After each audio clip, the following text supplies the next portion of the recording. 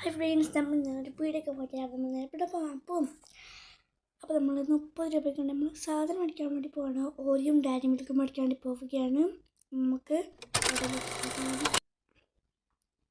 പിന്നെ നമ്മൾ നടക്കുകയാണ്. സൂര്യൻ ഇങ്ങനെ ഉദിച്ച് നിൽക്കുന്നുണ്ട് കേട്ടോ. കണ്ണൊന്നും കാണാനേ വയ്യ. നമ്മൾ നടന്നു കൊണ്ടാണ് പോകുന്നത്. താഴത്തെ പീടിയേക്കാണ് പോകുന്നുള്ളത് കേട്ടോ. അപ്പോൾ ഞാൻ എന്നെ ഒന്ന് കാണിക്കാൻ വിചാരിച്ചു. സൂര്യനെ നോക്കിക്കൊണ്ട് നിൽക്കുകയാണ്. അത്രയും വെയിലുണ്ട് ഇവിടെ. നമുക്കൊരു പീടിക പോവാം. നമുക്ക് പീടിക പോയിട്ട് സാധനം മേടിച്ചു.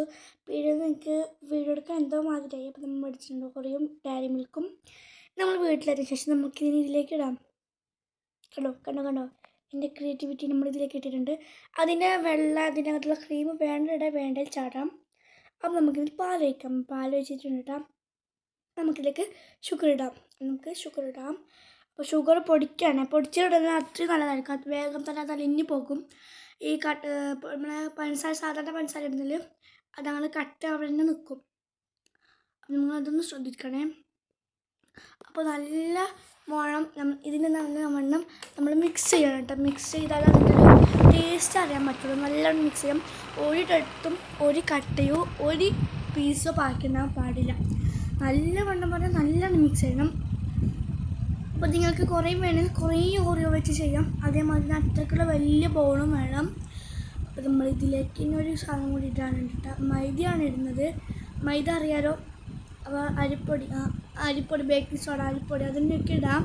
എന്ത് വേണം ഒരു തിക്നെസ് വേണ്ടിയിട്ടാണ് നമ്മൾ അതൊക്കെ ഇടുന്നത് കേട്ടോ. അപ്പോൾ നമുക്ക് ഇതിനകത്തേക്ക് ഒരു സാധനം കൂടി ഇടണം. അതാണ് ഈ ഡയറി മിൽക്കിൻ്റെ കഷ്ണം എന്ന് പറയുന്നത്. ഡയറി മിൽക്കിൻ്റെ കഷ്ണം നമുക്ക് അങ്ങനെ ഇട്ട് കൊടുക്കാം കേട്ടോ. അപ്പോൾ ഡയറി മിൽക്കിൻ്റെ അത്രയും ടേസ്റ്റ് ആയിരിക്കും അത്. അപ്പോൾ ഇത് നമ്മൾ ഇതിലേക്ക് ഇട്ടിട്ടുണ്ട്.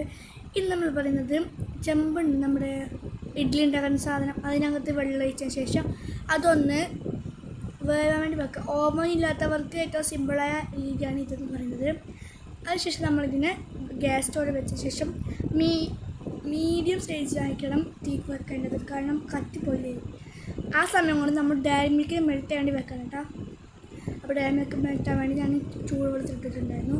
അപ്പോൾ കുറച്ച് കഴിഞ്ഞപ്പോൾ നോക്കിയപ്പോൾ നല്ലവണ്ണം സ്മെല്ലൊക്കെ ഇട്ടിട്ടുണ്ടെന്ന് നോക്കി നമുക്ക് വെന്ത് കിട്ടിയിട്ടുള്ളത്.